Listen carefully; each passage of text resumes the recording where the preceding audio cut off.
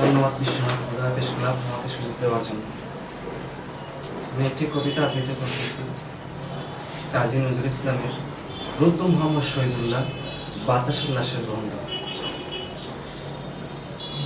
বাতাসের লাশের গন্ধ, আজ আমি বাতাসের লাশের গন্ধ পাই।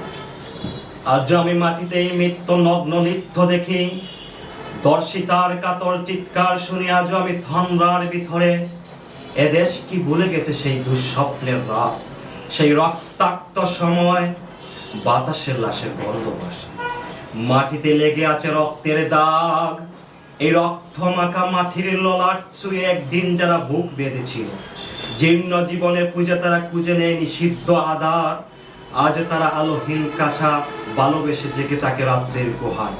এ যেন নষ্ট জন্মের আলোক লজ্জায় আড়ষ্ট কুমারের জননী।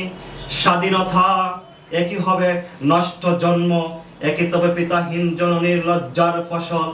জাতির পতাকা গামছে ধরেছে আজ পুরনো শকুন, জাতির পতাকা গামছে ধরেছে আজ পুরনো শকুন। বাতাসের লাশের গন্ধ, নিয়ন আলোয় তবুর নর্তকীর দেহে দুলে মাংসের তুফান।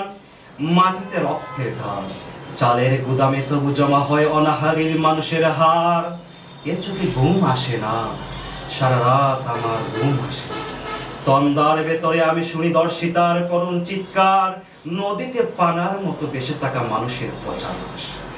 মণ্ডহীন বালিকার কুকুরে খাওয়া বিপৎসর শরীর বেসে উঠে চৌকের ভিতরে। আমি ঘুমোতে পারি না, আমি ঘুমাতে পারি না।